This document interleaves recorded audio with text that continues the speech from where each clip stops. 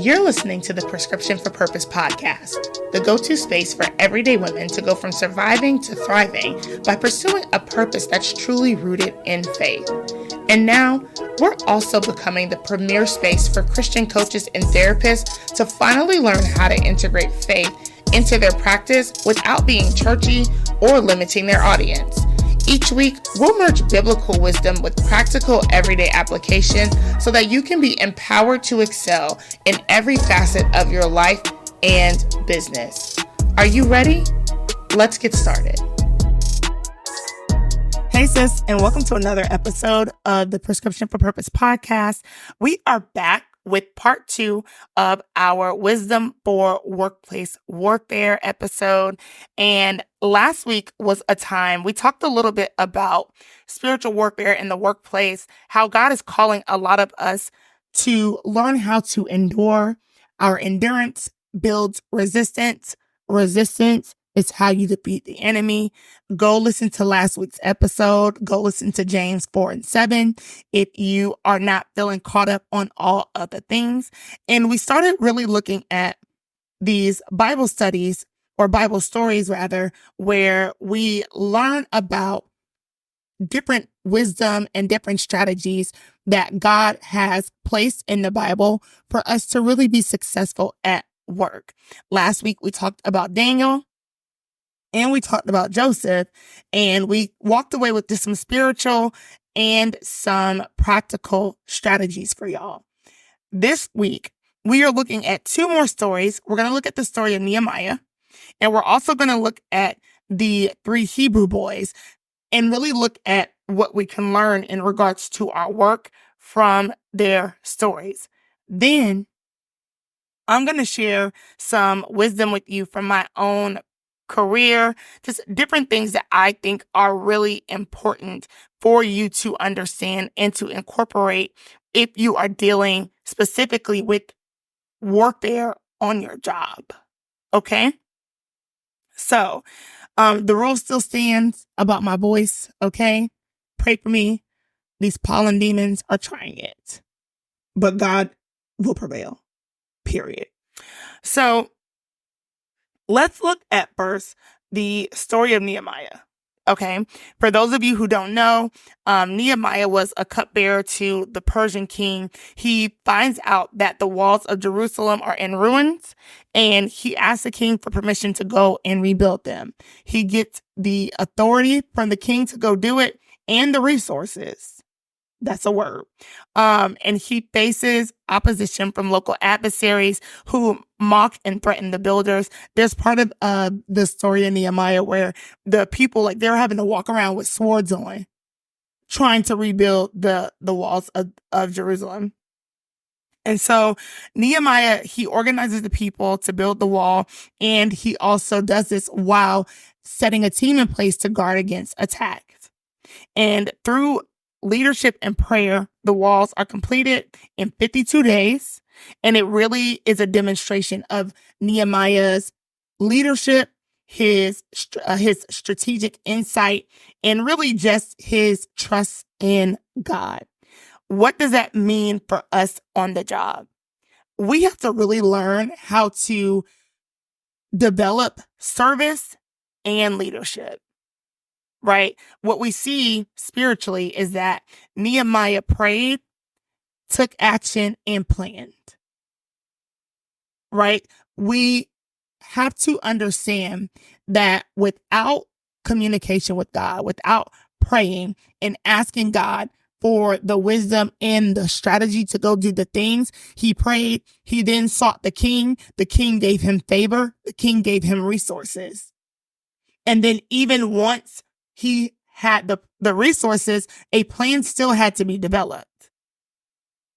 How many of you are feeling not seen, not heard on your jobs, but you're not being prayerful before you go for that promotion, before you join that special project, or if you have been sitting on a project or something that God has been calling you to do within the organization, that thing that is getting on your nerves, and God has given you the wisdom and the strategy to solve it, and you've been sitting on it because you don't feel like you're going to be heard?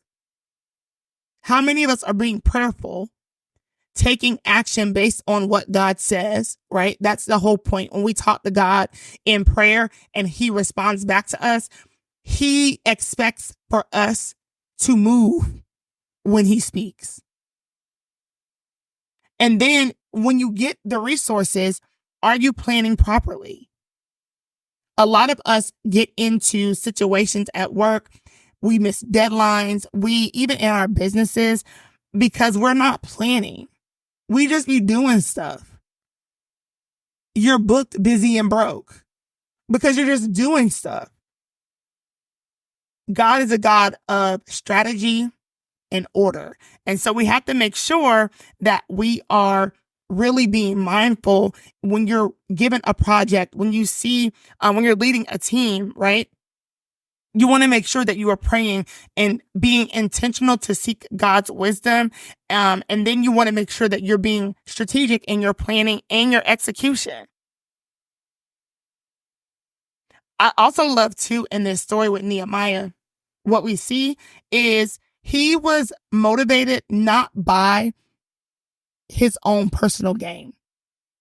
Like, what things are you doing just to make life better for other people, just to make the business better that you work at, simply because you work there, and not only because you're trying to get more coin. I understand that someone else is getting paid, et cetera, but there are times where God will have you make a suggestion, have you do something, and you are deflated or feel defeated because you did it with the expectation that you were doing it for money, and you weren't doing it merely with a heart posture of, let me serve, and realizing that God is the ultimate rewarder. And so a lot of us are selling ourselves short because we're going to work and doing like the bare minimum. Again, y'all know I'm here for boundaries, but that's different than you doing bare minimum. What does that look like practically? When I first started my current job, I was doing what's called like EHR. I was doing like an admin day, and I was helping other providers clear up some of their admin tabs, etc. I heard my boss say, here's the sheet with all the names. One day I'm going to alphabetize it, but I just haven't had time. But here's the sheet that you need. I took the time at home to alphabetize the sheet and email it back to her because I had time, right? I was working from home that day. I had finished up all of my EHR tasks, and I was like, let me go ahead and alphabetize this sheet. It was something that God dropped in my heart. I did it. She called me crying because it touched her. She's like, people don't typically go out of their way to help me because she's the lead clinician. They just kind of dump on her, and no one checks in and asks if, hey, is there something I can do? And I didn't do that for any kind of recognition. I didn't even anticipate it to be that impactful, but it's just me wanting things to be easier and better for all of us. So we have to be mindful that in going above and beyond, that doesn't necessarily mean that you are being abused or trampled over, but are you really engaging in work initiatives that are going to benefit people outside of you, outside of your household? Or do we only do things because we're motivated by money? And if that's your motivation, is it spiritual warfare or is our heart posture off? We have to really be mindful of that. So in your day to day, one thing that we can really draw from is having to deal with opposition and do so in a way that's effective and not going to get you fired and not going to have you in jail. Okay. Nehemiah, he really dealt with some internal corruption. He dealt with external factors, and he was able to still do what God said in a way that was efficient and got the job done. 52 days to rebuild the walls of the city. When you're dealing with corruption, when you're dealing with distractions, even external things, you have to make sure, one, that you are being bold enough to not back down. And I mean that in a way that's godly, not in a way of you being boisterous or prideful. You have to make sure that you use tactful communication, right? The Bible talks about us being upright in all that we do. And we need to make sure, even when I'm mad, I'm not ruining my witness. And then also being prayerful and coming up with a strategy to address something swiftly. I had an incident at work where there was just someone trying to start some mess. I was able to see it, and I dealt with it tactfully, immediately, and effectively, and never had another problem. And so there's a way, and this person essentially was trying to slander my name a little bit. It was unexpected, but also the enemy be doing the things. I was able to not be so emotional, and I saw what was happening spiritually. It was literally a matter of me texting one other person, clarifying conversation, sending receipts, and being done with it. And then everything outside of that was out of my control. And it worked out in my favor. Management came to me and was apologizing to me that I even had to deal with something that silly. So many of us lose our minds when opposition comes, that we're not able to be effective. And so what you have to understand is, like, in warfare, you have to learn how to deal with opposition. It's war. So there are going to be ops, right? Like, we're in spiritual warfare all the time. Ephesians 6. There's going to be ops. You cannot be so emotionally enthralled that you lose focus and you're not able to be objective. You're not able to deal with the situation. And I'm not saying don't deal with your feelings, but you have to move in faith. And we have to really even make our feelings submit to what God said. If he said that he will vindicate us, then that's what he'll do. And then you'll end up in a situation where God gives you clear wisdom on what to do. So you have to stay calm. You have to make sure you're communicating tactfully, and then make sure that you focus on your main objective.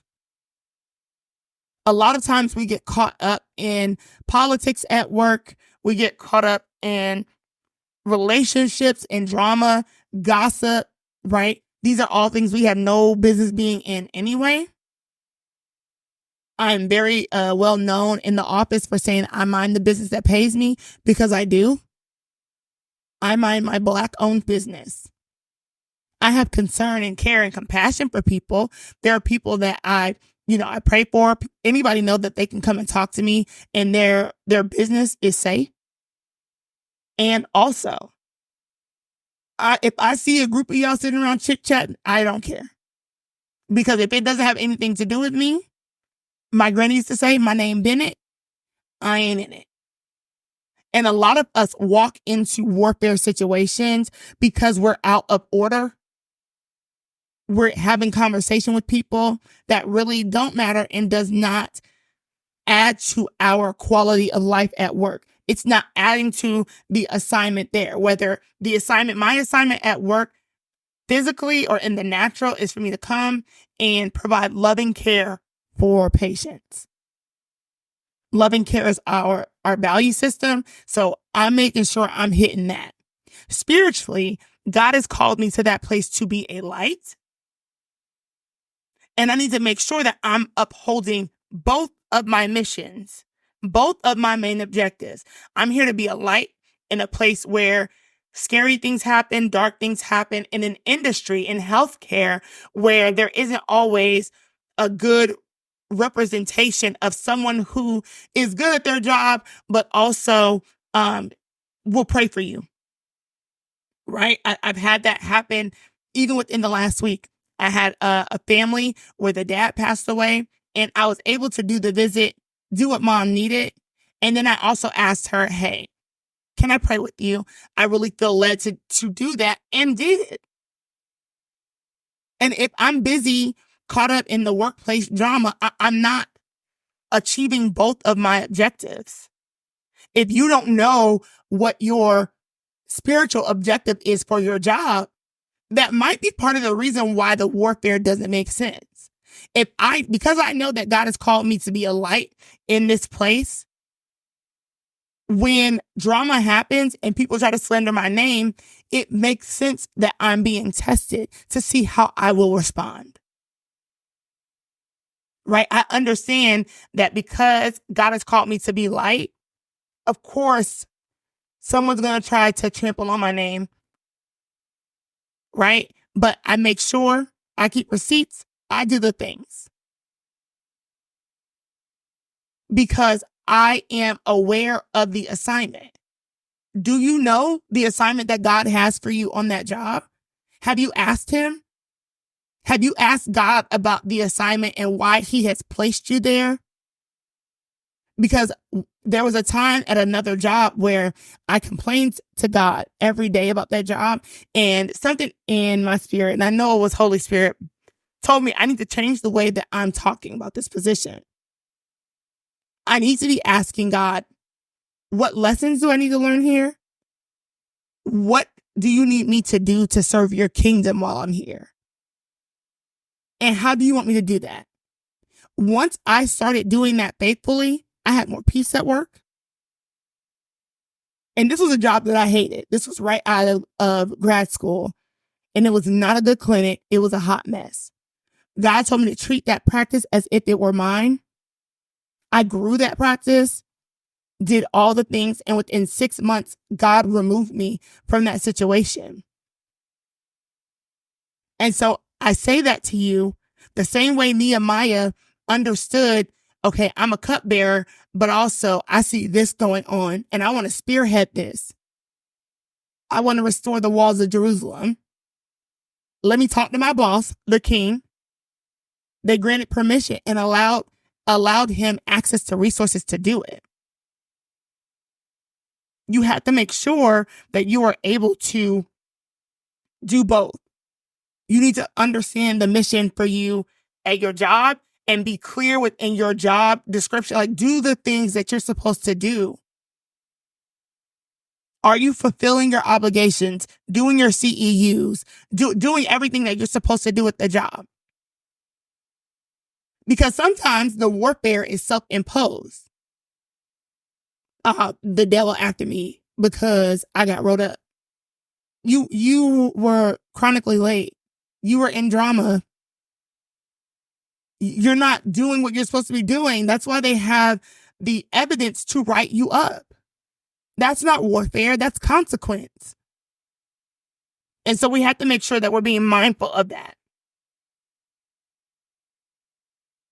Make sure that you are also building organizational and personal leadership skills, because you can take those things with you elsewhere. Nehemiah had to be aware of everything that was going on, but clearly was good enough at his job, had enough interpersonal and personal skills for him to be able to make a request of the king of another nation, right? He asked the king of Persia for the ability to leave his post to go build the walls in Jerusalem. And that comes from him having a strong reputation, having good leadership skills. He was able to lead that team of people even in opposition because he had good leadership skills and was able to really be effective in what God had called him to do. And a lot of us are frustrated in our position, but we're also not taking advantage of the resources that are there. What free trainings, what type of tools do you have access to? But because you're so caught up in leaving that job, you're leaving unprepared and you're not leaving with the extra things that God has placed for you. Y'all know that meme with Denzel Washington. He's like, I'm leaving here with something. The last job that I left, I was not a fan. By the end, I just saw some things in the natural and spiritually that just was not, it was not okay.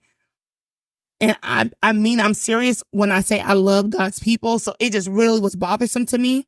However, I told y'all last week, I did my doctoral project there. In that, I gained my certified breastfeeding specialist certification. I took all kinds of certification opportunities that they had available. I maximized that. No one can take education from you. So while you're fussing and fighting and warring, could God be trying to build up leadership skills and even tangible skills, spiritually tangible as well as naturally tangible, that you can get at this job a lot of times for free? Are you taking advantage of that? That is an effective strategy. It's going to prepare you for the next season. All the lessons that you learn is going to prepare you for the next season. Don't be so quick to leave this season that you don't have what you need to be successful in the next one. If God hasn't released you, ask him to reveal why, or if that's even his will for your life. The next story is about the 3 Hebrew boys, Shadrach, Meshach, and Abednego. And I love this story in Daniel 3 because it really demonstrates the importance of having a dependency on God. We have to remember, and I said this last week, your job is a resource. It is not the source. And I'm going to share this story with y'all. Quick aside about how at my previous job, I was upset because I didn't feel like I was getting paid enough. And honestly, I wasn't. Not for the amount of work that I was doing. Not by the world standard was I getting paid enough. And what happened was I was talking to my husband about it, and he was praying for me. I was in tears, just frustrated, felt undervalued, underpaid. I'm serving, I'm doing all the things, and I'm doing it as unto the Lord, but I'm not seeing the fruit. It was frustrating. After 2 years of that, it doesn't feel good. And my husband said, hey, I need to talk to you about this. And what God told him was that the reason I was getting so frustrated is because I was looking at my job as the source and not as a resource. And I had to repent because he was correct. Don't think that your labor is in vain. Anything that you do unto the Lord, you are going to get more than you ever could possibly imagine. And that doesn't always mean material, tangible things. We place too much value on material, tangible things. We have to also remember too, this is not our permanent home. It's important for us to have money. It's important for us to be able to operate here, but let's not forget that we're storing up treasure in heaven as well. And that's where we're going to be eternally.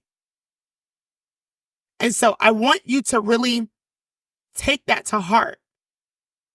Do that heart check. Are you treating your job like a god?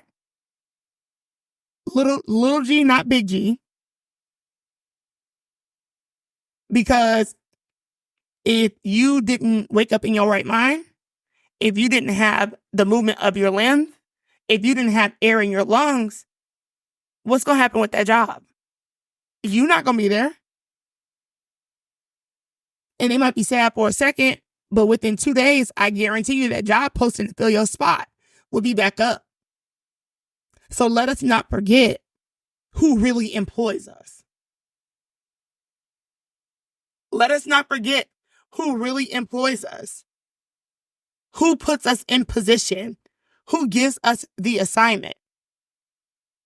Whether you are in environmental services, all the way up to if you're in a C-suite position, you do so as unto the Lord, being fully dependent upon him. So in Daniel 3, Shadrach, Meshach, and Abednego. They are 3 Hebrew boys.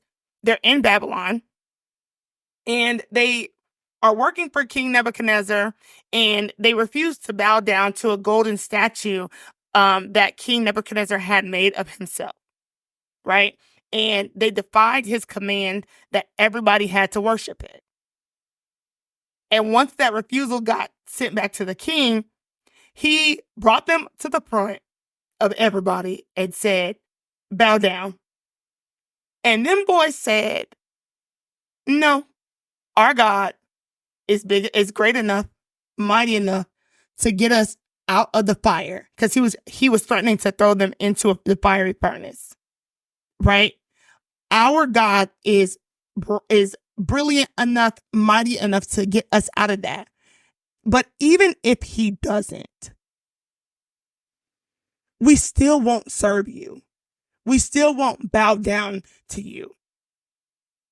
And so what ends up happening is Nebuchadnezzar has them turn that furnace up so hot that the person that threw the 3 Hebrew boys in, he died. He said, crank that furnace up. Crank that furnace up. He throws them in, and they go in and they are unharmed. And while they're there, Nebuchadnezzar sees what looks like the Son of Man, right? It's the Spirit of God was in there with them, keeping them covered. And what ended up happening as a result, one, they came out unharmed, not even smelling like smoke. And then Nebuchadnezzar acknowledged the power of God and then ordered that no one should ever speak against big capital God. And a lot of us have been faced with situations in these organizations that may be corrupt, that may try to bully you into not being bold in your faith. And I want to tell you and remind you that you serve a God that will rescue you from the fiery furnace. But even if he does not, stand on what God called you to stand on. Stand on his word. Because as long as God is pleased, there is nothing that anyone on this earth, no demon or devil in hell can do to you. If God is for you, who can be against you? The weapons will form, but they will not prosper. We have to remember that we are to stand our ground even at work. If there's a project that you don't feel comfortable working on, don't. You can respectfully bow out. Hey, this goes against my faith. I'm not going to be able to serve on this project. It goes against my religious beliefs. And we're going to talk about that in a second. But I really want you to stand on business, stand on your Father's business, and remember that God is going to continue to protect you. So spiritually, you need to be bold in your faith, to never compromise. Don't compromise what God has called you to do for your own personal or professional gain. And then also make sure that you are putting your faith in God's divine protection. Like, you have to really trust in God, especially when you deal with like workplace intimidation, when you're dealing with ethical dilemmas. You have to put your whole trust in the Lord. Make sure that you are standing firm on what you believe. Do not waver. And then also make sure that you are using your influence or whatever position that you have to advocate for respect, to advocate for things that demonstrate the fruit of the Spirit within your workplace. Are we being kind? Are we being patient? How can you advocate for that? It doesn't have to be you going to management. It can be something as simple as, I said on here before, during COVID, the last place that I worked at, I felt like my MAs, they worked really hard and nobody, like, they weren't being compensated, etc. What can I do? I can demonstrate integrity and kindness. I started bringing donuts and calling it Fat Girl Friday. I didn't have to do it. I did it out of my own pocket. I did it under the supervision and instruction of the Lord. Even on weeks when I was fasting, that didn't feel fair. But even on weeks that I was fasting, I would stop and get them donuts. And it meant a lot to a lot of people. I'm showing kindness. I'm extending grace, mercy, peace. When my MAs were, everybody in the front office staff, everybody's in the break room freaking out about COVID when it first happened, I had to come in there and reset order. Hey, I hear y'all. These are the things that we're going to do to make sure that we use wisdom. But what we're not going to do is stand here and be fearful. We're going to do what we've been called to do. I said, we're either going to believe God or we're not. I'm choosing peace because no matter how much I sit here and worry about this, it's not going to change what we need to do today. And it's not going to change what's happening. And baby, that office, we went back into shape. I hear y'all. Valid. Let's do what we need to do here. Here are some things that I'm doing. I'm taking my clothes off in the garage. But these are some wisdom things that I'm doing. Outside of that, girl, let's see these kids and do what we got to do in the name of Christ. So make sure that you're using your influence at whatever position you're at. I'm not telling you that you got to go and knock on the CEO's door every day. I'm telling you to utilize your influence right where you are. And in order for you to build and have influence, you have to have a good reputation, a godly reputation, in addition to relationship. You have to be approachable, right? You have to learn how to give the truth in love, give the truth with grace, and don't be abrasive. I don't know why we've equated authority and being abrasive in the body of Christ, but it's not. It's not. That's not what God said. He said truth in love. So why are you yelling? You don't even know them. You don't even have any relational buy-in. So why would I listen to you? Let's make it make sense. So now you're in the manager's office because you didn't try to rebuke somebody that you barely talked to in the office. You offended them and they went to HR. That's not warfare. You're operating outside of the guidelines that God has given us. He said truth and love. You need to have some relational equity there before you go trying to talk to anybody. The girl who I said, maybe your church sucked, before that, we talked about so many other things. We built relational equity to where she was able to understand my heart and see my character. So she knew I wasn't coming from a place of where I was trying to condemn her. It was just a genuine question. And a lot of us don't practice that. That's not warfare. That's you operating out of order, and you're not going to be covered in that. So let's make sure that we are being mindful. Now, before we go, I want to give y'all my personal workplace strategy. And if you're a healthcare provider, nurse, you work in healthcare, you know this to be true. Document everything. Document everything. Okay? I'm sharing this. I'm not a career coach. That's not what I'm on. Okay?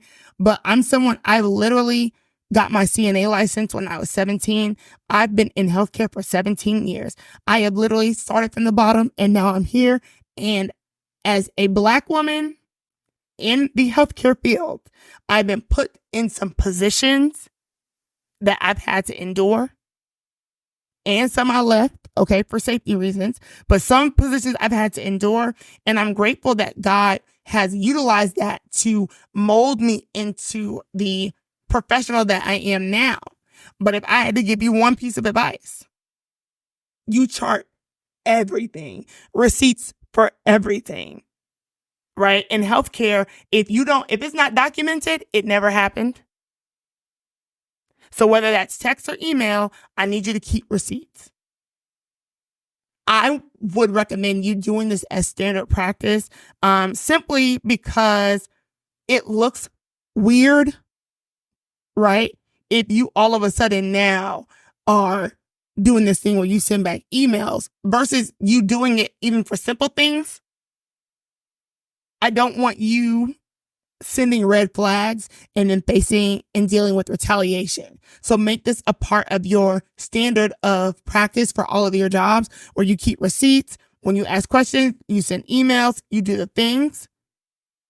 Make it a part of your standard practice so that way you don't risk retaliation if it's with someone who is trying to allow the enemy to use them. Okay?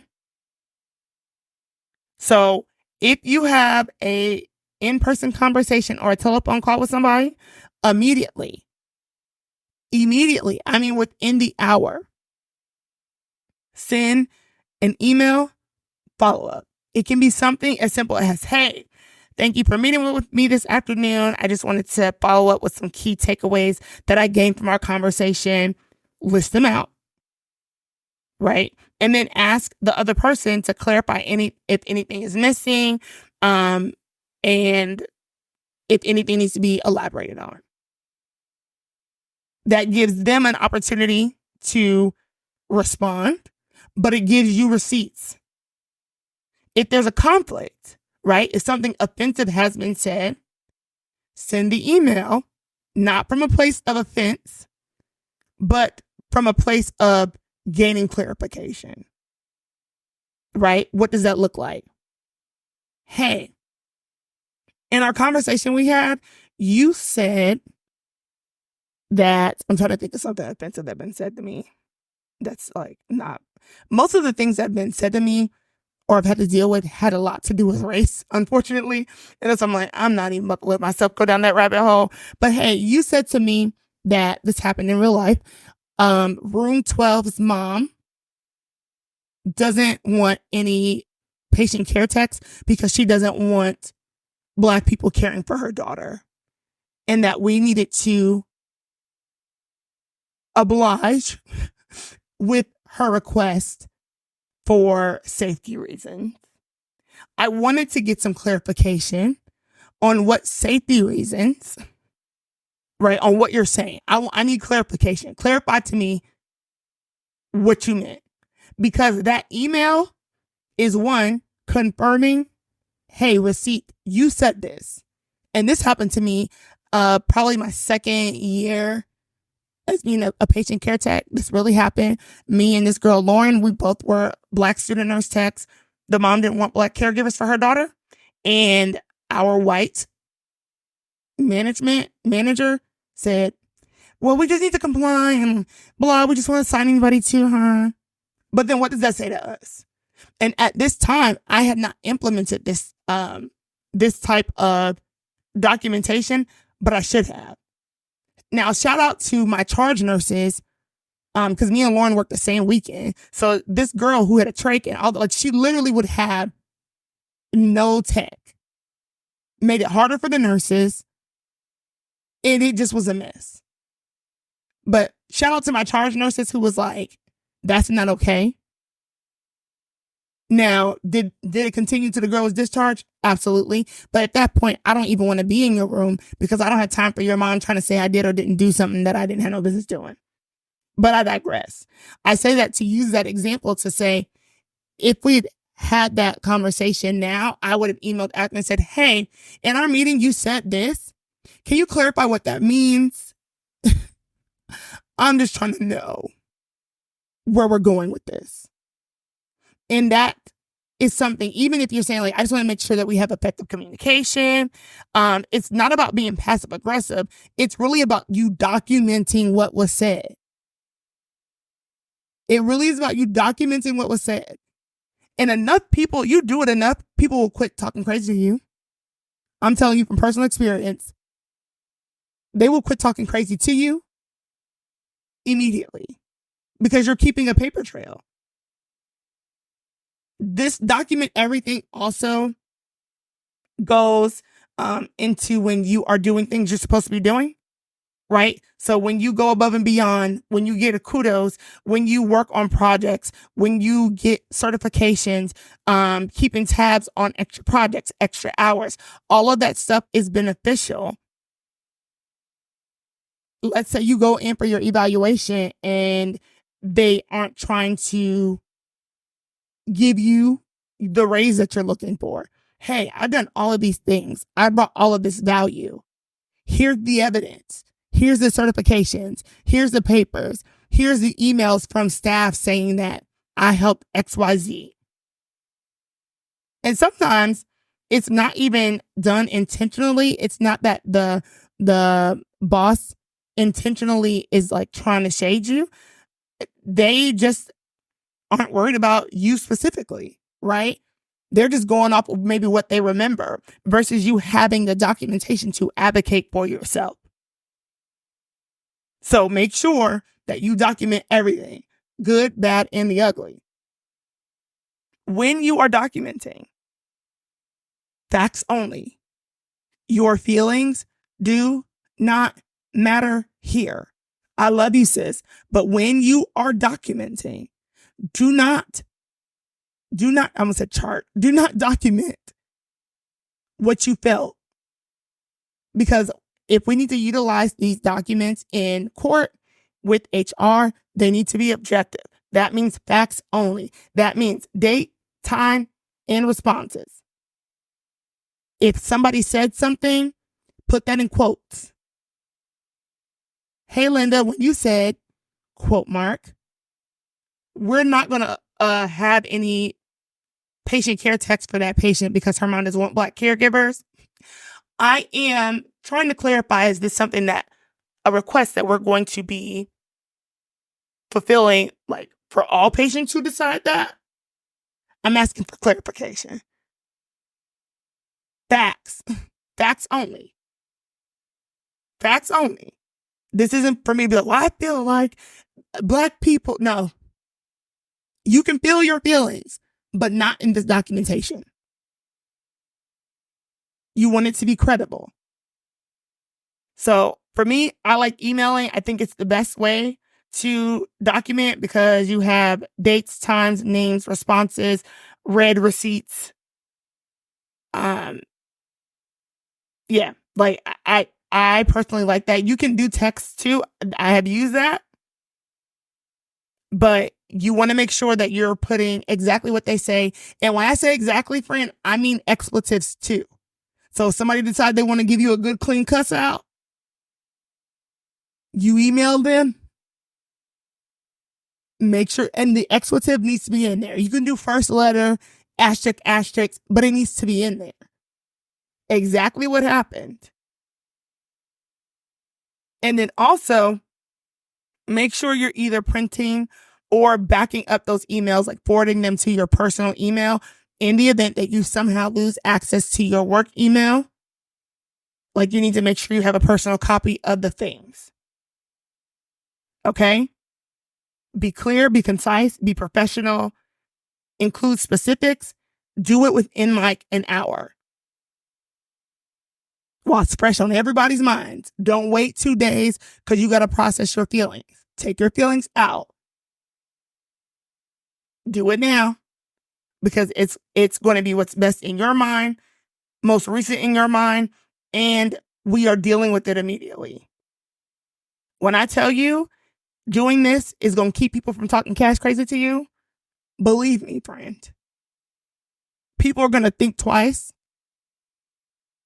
even thrice. That's 3 times before they consider messing with you. Yeah. Because you are working in integrity. you mind your business. There are going to be some fights that you're not going to have to deal with, some warfare you're not going to have to deal with, simply because your reputation is going to speak for itself. And then finally, I want to tell y'all about this, and I'll link it in the show notes. There is the Title VII Civil Rights Act of 1964. I want y'all to know that religious practices are covered under that, right? So that means that they can't discriminate. Employers can't discriminate. That means recruiting, interviewing, hiring, job assignments, termination based on your religion. That means having reasonable accommodations. So things like, let's say you go to church on Sundays and you're not able to go to church on Sundays, employers have the responsibility under this law to accommodate as long as the accommodation would not cause, and that quote, undue hardship on the business. So that could be like shift substitutions, job reassignments, modifications, whatever needs to be done that can be done without causing undue hardship on the business. They're responsible to do that. And also harassment. People can't make jokes. Don't jokey joke about my Lord and Savior. Don't. Don't. Because under Title VII, I don't have to deal with that. So you want to just really make sure that things like being able to say Merry Christmas, your job can't tell you that you cannot say Merry Christmas. Like, they're going to have to prove that it's such a disruption. But I say Merry Christmas, Christ, and that's covered and protected. And so I would definitely recommend that you, if you're having trouble, you need to find an employment lawyer who is well-versed in these things. This is just education. It's not information. I'm not a lawyer. I'm not a lawyer. But I want you to know and be armed with practical resources as well. You can always check out the Equal Employment Opportunity Commission, or the EEOC. Check out their website. There's also state labor laws and all of those entities that can help you if this is escalating beyond your control. You need an employment lawyer. You need to call the EEOC and the Department of Labor in your state. Document everything. Okay?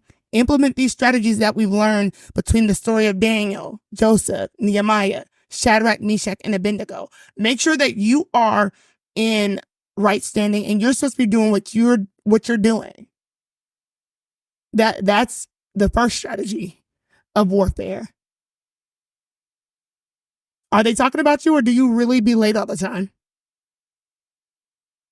Is it warfare because they wrote you up? You really be late all the time, friend. You really be on your phone and you're not supposed to be. You really are stealing time. So let's make sure that we are being upright ambassadors, representation for Christ.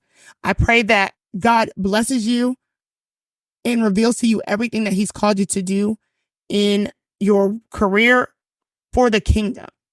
And I pray that this has really helped you in a way that will allow you to shift your focus and show up the way that God has called you to. Yes, this episode was a little bit longer, but I wanted to make sure you got all the tea, sis. Okay? So I love you. God bless you. And I'll talk to you next week.